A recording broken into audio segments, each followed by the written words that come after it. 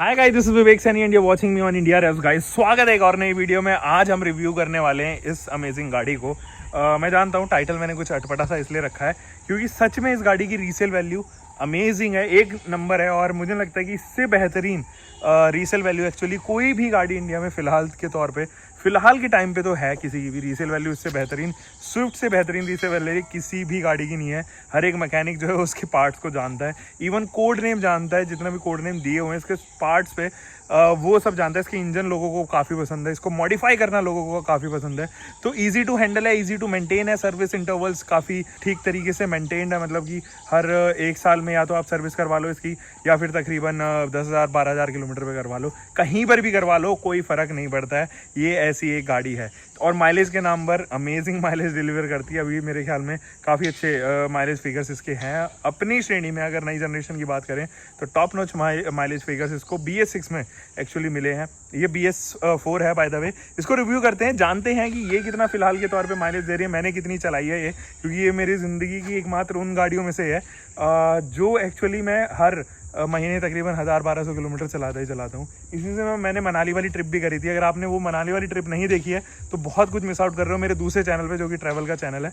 यहाँ पर डिस्क्रिप्शन में उसका लिंक डाल देता हूँ और आई कार्ड में भी डाल देता हूँ। ऑलराइट गाइस, तो सबसे पहले इसके फ्रंट फेस की तरफ चलते हैं और सबसे पहले एक मार्क आपको दिखाता हूँ। ये नीचे लगे हुए मार्क ये साइड से लगी हुई है। इवन फेंडर पे भी ये वाली जो फिनिशिंग आप शायद देख पा रहे होंगे कि ऐसा लग रहा होगा कि हाँ पेंटेड है, ये बाद में पेंट किया गया है। ये एक्चुअली मैंने ही 2016 में हम लोग का इससे छोटा सा एक्सीडेंट हो गया था, तब मेरे से ही ये गलती हुई थी। और नीचे से भी अगर आप बम्पर देख रहे हो तो ये भी एक्चुअली मेरे ही कारनामे हैं। एनीवे, उस टाइम थोड़े बच्चे हुआ करते थे, मैं शायद 22 साल का था, मैंने इंजीनियरिंग करी थी, तब की बात है। 2014 मॉडल है ये स्विफ्ट और तकरीबन 22-23 हज़ार किलोमीटर के करीब चल चुकी है। अच्छी मेंटेन की गई है और ड्यूली इसकी सर्विस जो है वो होती रही है। इंश्योरेंस भी जो है वो सारे टाइम पे होते रहे हैं। क्या है इस गाड़ी के बारे में अमेजिंग? सबसे पहले तो मैं आपको इसका इंजन दिखाता हूँ कि इंजन इसके अंदर कौन सा लगा हुआ है। बाय द वे, इसके अंदर आने वाला जो एक 1.2 लीटर का इंजन है वो आज से नहीं है, वो पहली जनरेशन स्विफ्ट से ही आ रहा है। और 1.2 लीटर का वो जो इंजन है वो इसमें 84 bhp के आसपास की पावर प्रोड्यूस करता था। एंड ये इंजन एक्चुअली मारुति सुजुकी ने काफी सारी गाड़ियों में यूज किया है। So there you go with the 1.2 litre K series B12 engine, 12B engine इसको जो है वो मारुति सुजुकी बुलाती है। और अब तो ये वैगनर में भी आने लग गया, डिजायर में आता है, रिड्स में आया करता था, इसके अंदर आया करता था पुरानी जनरेशन में। ये सेकंड जनरेशन स्विफ्ट फिलहाल जो है वो आपके सामने खड़ी हुई है। देखो, इस गाड़ी का ये जो इंजन है तकरीबन 113 न्यूटन मीटर का टॉर्क प्रोड्यूस करता है, 84 bhp की power and amazing fuel efficiency. जनवरी के महीने में इसको लेके गया था मनाली, तब इसने हमें काफी अच्छा माइलेज दिया था। 19 के आसपास जो है वो सिटी में उस तौर पर ये दे रही थी और तकरीबन 21-22 के आसपास जो है वो हाईवे पे इसने निकाल के दिया था। अच्छा खासा माइलेज एक्चुअली इस गाड़ी का यहाँ पर आपको देखने को नजर आएगा। यहाँ पर भी अगर आप देखोगे तो इंसुलेशन आपको दिया गया है, हालांकि ये पेट्रोल इंजन है। फिलहाल जो है हमारी सुजुकी इंसुलेशन एक्चुअली इसमें नहीं देती। और आप यहाँ पर भी देखोगे पैडिंग दी गई है ताकि ये जब भी लगे इस पे तो ये डैमेज ना करे इस वाले पोर्शन, क्योंकि ये पूरा प्लास्टिक का पोर्शन है। तो इस चीज़ का भी ख्याल यहाँ पे रखा गया है। प्रॉपर ग्रीसिंग हुई रखी है। इसकी दूसरी बैटरी है ये, इससे पहले भी हमने एक जो आई थी वो एक्साइड की आई थी, जो फैक्ट्री फिटेड एक्चुअली थी। थोड़ा सा नीचे चलोगे तो सिंपली आप यहाँ पर देखोगे जो ये हेडलाइट है ये हेलोजन ही आपको नजर आएंगी। यहाँ पर जो है वो टर्न इंडिकेटर देखोगे और ये LXi वेरिएंट है, इसके अंदर जो है वो कोई भी आपको फॉग लैंप यूनिट देखने को नजर नहीं आती। हीट वेंटिलेशन के लिए या इवन हीट कन्वेक्शन के लिए मैं ज़्यादा कहूँगा, आपको बड़े बड़े से 2 एयर डैम यहाँ पर दिए गए हैं। देखो, ये जो गाड़ी है ये मेरी प्रिंसिपल, इसकी जो फर्स्ट जनरेशन थी वो मेरी प्रिंसिपल ने यूज़ की थी। ZXi वेरिएंट था वो और क्लियर लैंप्स उसके अंदर आते थे पीछे, मुझे याद है। फिर सेकंड जनरेशन मेरे एक दोस्त ने खरीदी थी डीजल में, तो हम उस टाइम कुछ तकरीबन 10th या 11th में हुआ करते। 2011 की ये बात है, 11 या 12 की बात है शायद, ये 2012 की जनरेशन थी तब उसने डीजल खरीदी थी DDIS। तब वो इंजन बहुत सुपर इंजन था, तब तो BS6 आने की वजह से उसको डिसकंटिन्यू यहाँ पे कर दिया और मारुति ने मना ही कर दिया कि जी अब तो हम लेके ही नहीं आएंगे इसका डीजल इंजन कोई सा भी। और फिर ये एक नई जनरेशन अभी आई है जिसको एक्चुअली 2 स्टार रेटिंग फिलहाल मिले हैं। और वो जो नई जनरेशन है वो उसको हुए भी मेरे ख्याल में 3 साल अब हो गए हैं। साइड प्रोफाइल से कुछ ऐसी लगती है, इसके अंदर स्टैंडर्ड ही हमने रखे। रिम जो है वो आपको स्टील ही नज़र आ रहे होंगे और काफ़ी छोटे साइज़ के आपको इसके टायर्स नज़र आते हैं। अगर मैं बात करूं अपने सेगमेंट में, तकरीबन लगभग सभी इतने ही यूज़ कर रहे हैं। ग्रैंड आइटन नियोस में भी तकरीबन 165 का ही आता है। आप टियागो में भी वही देखते हो, टियागो में थोड़े 165 आते हैं। और साथ ही अगर आप देखोगे तो आपको याद आ रहा हो तो फिगो में भी 165 के आसपास ही आते हैं। यहाँ पर आपको क्लेडिंग नजर आ रही है, ये आफ्टर मार्केट ही लगाए गए थे। ब्लैक कलर के आपको हैंडल बार्स देखने को नजर आएंगे, ओवरवीएम भी ब्लैक कलर का ही दिया गया है एंड ये मैनुअल एडजस्टमेंट के साथ ही आता है। पीछे अगर आप देखोगे तो यहाँ पर चीज़ें काफ़ी क्लीन है। इसकी जो पीछे वाली आप प्रोफाइल देखोगे ना, उससे देखने में आपको नजर आएगा कि ये काफ़ी ब्रॉड है और थोड़ा सा स्टैंड आउट करती है इसकी वजह से। वर्टिकल इसको आपको जो है वो टेल लाइट यूनिट्स आपको देखने को नजर आ रही हैं। स्विफ्ट एंड एलेक्साई की बैजिंग, 232 लीटर का इसका बूट है। यहाँ से तो नहीं खुलेगा तो मुझे ये खोलना पड़ेगा। आई बिलीव कि ये यहाँ से, चलो इजी कर दिया। 232 लीटर का जो है वो इसका बूट है और कुछ इस तरीके का बूट है। काफ़ी लंबी सी लोडिंग लिप यहाँ पर दी गई है, तो कुछ इस तरीके का बूट आपको यहाँ पर देखने को नजर आएगा। हालांकि ये जो पार्सल ट्रे है वो पहले ही लगी आती थी। यहाँ पर भी केबल्स जो हैं वो सारे पीछे हाइड किए गए हैं, जो कि अच्छी है। और यहाँ पे एक ग्रैब हैंडल दिया गया है ताकि ईजिली जो है वो आप इसको एक्सेस कर सको। हाइड्रोलिक भी काफ़ी स्मूथ है इसके पीछे के, तो ये फिलहाल हम लोग बंद कर देते हैं। और ऊपर जो है वो सेंटर एंटीना दिया गया शार्क फिन एंटीना के बजाय, जो कि मुझे लगता है कि काफ़ी अच्छी चीज़ है। बेस वेरिएंट से ही अगर आपको सेंटर एंटीना मिल रहा है, आजकल की गाड़ियाँ तो ये भी ऑफर नहीं करती। और अगर मैं इंटीरियर्स में देखूँ, इंटीरियर चलने से पहले मारुति सुजुकी की बहुत सारी कमियां मैं आपको यहाँ पर काउंट करवाता हूँ। एक सबसे बड़ी कमी ये है कि आप इस तरीके से डोर हैंडल्स डिज़ाइन करते हैं, एक्चुअली यहाँ पर बहुत सारे सोल मार्क्स आ जाते हैं आपके, रिंकल मार्क्स जिनको कहते हैं, यहाँ अलग अलग टर्म्स यूज़ करते हैं। तो ये मार्क्स को बचाने के लिए एक्चुअली एक लेमिनेशन आती है, वो यहाँ पर लगा लिया करो, है ना। और यहाँ पर अगर आप देखोगे तो प्लास्टिक क्वालिटी जो है वो मारुति सुजुकी की पहले भी कुछ खास नहीं थी, अभी भी कुछ ऐसी ही है।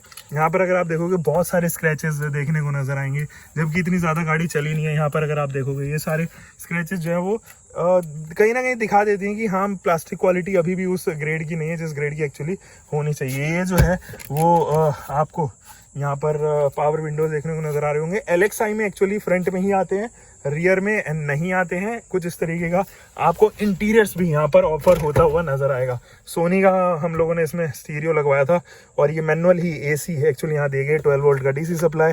प्रैक्टिकलिटी बढ़ाने के लिए छोटी छोटी चीज़ें ज़रूर हैं, जैसे कि ये बड़ा काम का आता है, इसमें आप छोटा अम्ब्रेला रख सकते हो या पेन वगैरह रख सकते हो, अपना वॉलेट रख सकते हो।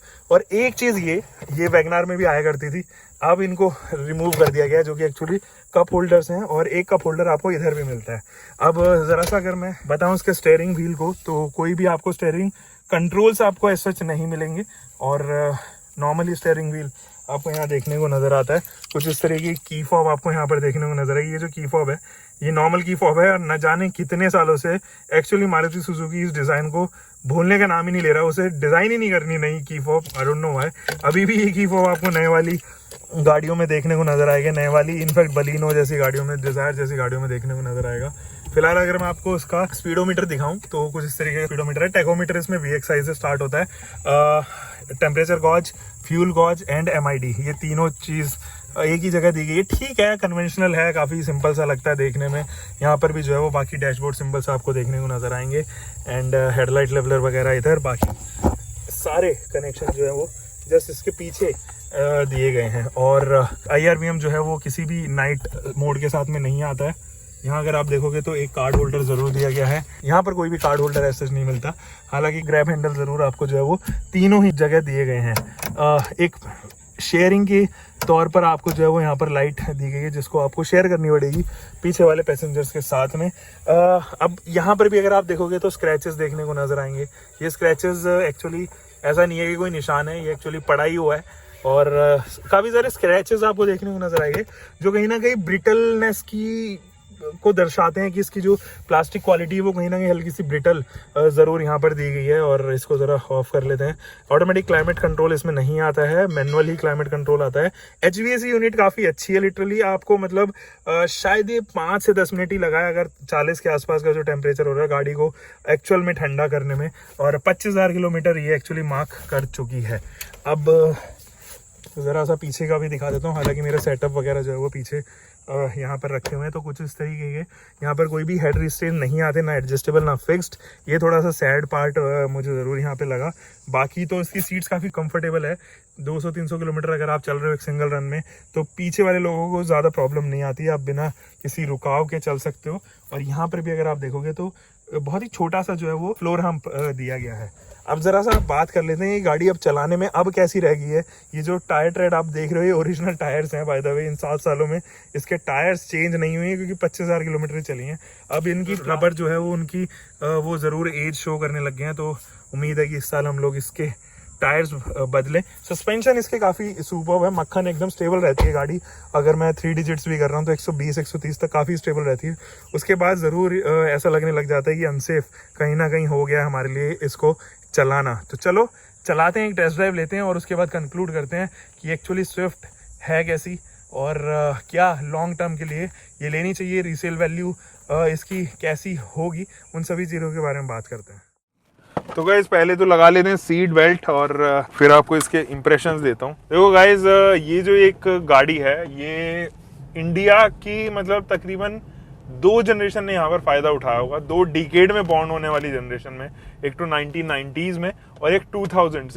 ये दोनों ही जनरेशन जो है ना स्विफ्ट से काफ़ी जो है वो इम्प्रेस्ड रही होंगी। लोगों के एक्चुअली ड्रीम कार ये रही है, जो मिडिल क्लास फैमिली है उनकी ड्रीम कार एक्चुअल में ये अभी भी रही है। और बहुत लोग इससे इतना ज़्यादा इंस्पायर्ड होते हैं, इसके ऊपर कस्टमाइजेशन इतना ज़्यादा एक्सपेरिमेंट करते हैं क्योंकि कस्टमाइजेशन लायक भी है। एक्चुअली क्या होता है ना कि कुछ गाड़ियाँ ऐसी होती हैं no matter how you customize it, उसकी रीसेल वैल्यू पे कभी कोई फर्क नहीं पड़ता। फिगो हो गई या फिर i20 हो गई या फिर i10 हो गई या फिर कोई और गाड़ियाँ रिट्स वगैरह हो गई, अगर उनको मैं मॉडिफाई करूँगा तो वो अपनी शेप रीगेन नहीं करेंगे वापस, अगर मुझे बेचनी होगी या कुछ भी करना है। तो इसके ऊपर सबसे ज़्यादा एक्सपेरिमेंट इसलिए भी होता है और ऊपर से मोस्ट सेलिंग भी बन जाती है, तो लोग अक्सर इसके ऊपर एक्सपेरिमेंट करते हैं। कस्टमाइजेशन के लिए भी ये बहुत फेमस है। लोग इसके इंजन को जो है ना वो ट्यून करवाते हैं यहाँ पे अलग अलग मैप्स पे। और फिलहाल तो हम लोग ज़रा बात कर लेते हैं कि कितनी फ्लेक्सिबल एक्चुअली ये है और कितना माइलेज आप इससे निकाल सकते हो। तो यकीन नहीं मानोगे, मैं मतलब इसको मनाली लेके जा चुका हूँ, मैं नैनीताल लेके जा चुका हूँ, काफ़ी जगह इसको एक्चुअल में लेके जा चुका हूँ और उन सभी जगहों पे तकरीबन 18-19 के माइलेज देती रही है मुझे। और हाईवेज पे तो और भी ज़्यादा बेहतर मिल जाता था मुझे, 21-22 के आसपास अगर मैं क्रूज़ कर रहा हूँ 70-80 की स्पीड पे बहुत आराम से 21-22 देती है। One of the most refined engine है। मैं यहाँ पर 3 इंजन को सबसे ज़्यादा अप्रिशिएट करता हूँ। एक 1.2 लीटर का ये है, एक 1.2 लीटर का होंडा का इंजन है जो जैज में भी आता है और उसमें भी आता है, अमेज में भी आता है, और एक 1.2 लीटर का Hyundai का इंजन है जो एक्चुअली वो i10 में भी यूज़ करती है, i20 में भी यूज़ करती है, इनफैक्ट एक्सेंट में यूज़ करती है और किया सोनेट में एक्चुअली उसका यूज़ होता है और वेन्यू में यूज़ होता है, बहुत सारी गाड़ियों में यूज़ करती हैं।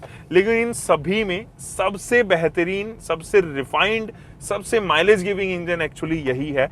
लोग कनेक्ट नहीं कर पाते इस इंजन की एक्चुअली परफॉर्मेंस भी काफ़ी सुपर्ब है, जो मिड रेंज है वो भी काफ़ी सर्टल है और एक लीनियर परफॉर्मेंस आपको ये थ्रू आउट देगी। आप किसी भी स्पीड पे चल रहे हो, 80 पे चल रहे हो, 5th गियर पे शिफ्ट करो तब भी इसके अंदर एनर्जी बच जाती है। 80 से 120-130 तक जाने में से कोई समस्या होती नहीं है। सस्पेंशन सेटअप हालांकि मैकेनिकली अभी भी मेरे को लगता है कि सेम सस्पेंशन सेटअप नए वाली जनरेशन में ही यूज़ किए गए हैं, वो ज़्यादा सॉफ्टवेयर एंड पर भी है। ये कंफर्टेबल सस्पेंशन मुझे लगते हैं, हाईवे स्टेबिलिटी के हिसाब से ज़्यादा बेहतर ट्यून किए गए हैं कंपैरेटिव दैट, वो थोड़े से सॉफ्ट लगते हैं नए वाली जनरेशन के।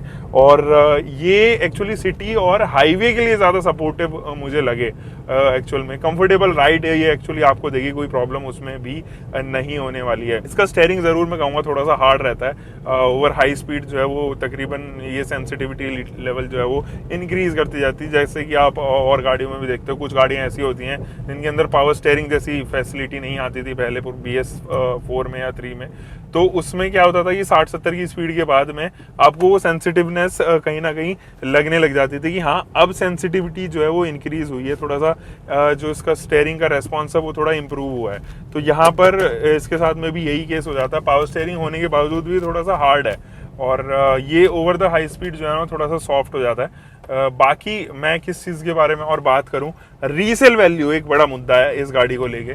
जब भी आप इस गाड़ी को लेओगे रीसेल वैल्यू की तो फिक्र ही मत करो। 2014 मॉडल है, मैं अगर 10 साल बाद में 2014 से 2024 में भी अगर इसको बेच रहा हूँ ना तो अच्छे खासे नंबर्स में बिक जाएगी मेरे ख्याल में। तब भी इसकी रीसेल वैल्यू तकरीबन 2 लाख के आसपास होनी चाहिए, 2-2.25 लाख के आसपास। कोई प्रॉब्लम नहीं लगते मुझे कि ये तब भी आप सेल कर दोगे। हालांकि ये 5 लाख रुपए में खरीदी गई थी जब ये आई थी 2014 में, तो मुझे याद है ये 5 लाख रुपए की कॉस्ट इसकी करी थी LXi में, और 2000 अगर आप 24 में बेच रहे हो, यानी कि 3 लाख रुपए का केवल डेप्रिसिएशन हो जाए, जो कि सच में लाजवाब है। अगर इसकी जगह मैं फिगो यहाँ पर खरीदता और उसको 10 साल बाद में बेचता, तो वो तकरीबन 1.2 लाख के आसपास या 1.3 लाख के आसपास ही जाती। इससे ज़्यादा मुझे लगता नहीं है कि वो यहाँ पर जाती। फिलहाल तो ग्लॉस्टर खड़ी हुई है वहाँ पर, और हम लोग ग्लॉस्टर का ही इंतज़ार कर रहे थे। मैंने कहा चलो तब तक मैं जो है वो वीडियो बना लूँ, और बस इस वीडियो में तो फिलहाल इतना ही, मेरा एक्सपीरियंस तो इतना ही आपको मिल रहा है। ये तो था एक ओनरशिप रिव्यू मान लो इसको, या फिर मेरा एक्सपीरियंस एक्चुअली इस गाड़ी के साथ में कैसा रहा है, या फिर आप इसको डिटेल्ड में लॉन्ग टर्म इन्वेस्टमेंट के लिए ये गाड़ी कैसी रहने वाली है उसके बारे में एक जनरल अवेयरनेस की वीडियो मान लीजिए। अगर आप CNG में इस गाड़ी को प्लान कर रहे हो, CNG फिट करवाना चाहते हो, तो BS4 तक तो ठीक है, BS6 वाली गाड़ियों में नहीं फिट होगी, क्योंकि अभी सेंट्रल गवर्नमेंट ने इलीगल किया हुआ है कि अगर आप आफ्टर मार्केट फिट करवाओगे that would be counted as illegal, और कोई भी RC रजिस्ट्रेशन एक्चुअली CNG पे नहीं होगा। तो सोच समझ के इन्वेस्ट करना पैसा, पहली बात तो ये। दूसरी बात ये, अगर आप BS4 में खरीदो, चाहे नई जनरेशन क्यों ना हो, आंख मूंद के खरीद लो, मैं जवाब दे रहा हूँ 28 से ऊपर का माइलेज देगी ये, सिटी में भी, और हाईवे पे तो 32-33 के आसपास का बड़े आराम से माइलेज निकालेगी। इनफैक्ट ये वाला इंजन के साथ में डिज़ायर भी आती है, which is considered to be one of the most mileage efficient cars of its segment, और वो भी CNG में काफ़ी कामयाब गाड़ी एक्चुअली है।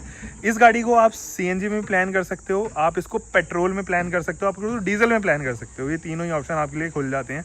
हाँ, on the other hand it is not well equipped with the safety features. Even reports has said कि ये 2 स्टार रेटिंग होने की वजह से one of the least safest कारों में से इसका नाम शुमार हो जाता है। तो वो लोग जो एक्चुअली हाईवेज़ में ज़्यादा निकलते हैं, सिटी में थोड़ा कम चलते हैं, उन लोगों के लिए मैं ज़रूर कहूँगा कि थोड़ा सा सोच समझ के इन्वेस्ट करना, because one of the safest cars में नहीं आती है ये गाड़ी। और ABS के साथ ज़रूर प्लान करना, अगर कोई भी गाड़ी चाहे इसी जनरेशन में खरीद रहे हो, पुरानी जनरेशन में खरीद रहे हो या नई जनरेशन में खरीद रहे हो, तो ABS ज़रूर हो। इसकी ZXi वेरिएंट में मेरे ख्याल में इससे भी पहले वाले में ABS आ गए थे, जहाँ तक मुझे याद आ रहा है, correct me if I am wrong. तो बस गाइज ये तो थी आज की नई वीडियो। आपको ये कैसी लगी, सीरीज अच्छी लगी तो जल्दी से मैं बहुत सारी वीडियोस उसके ऊपर बनाने वाला हूँ। Until for the next time, bye bye, take care and keep loving your car, drive safe guys.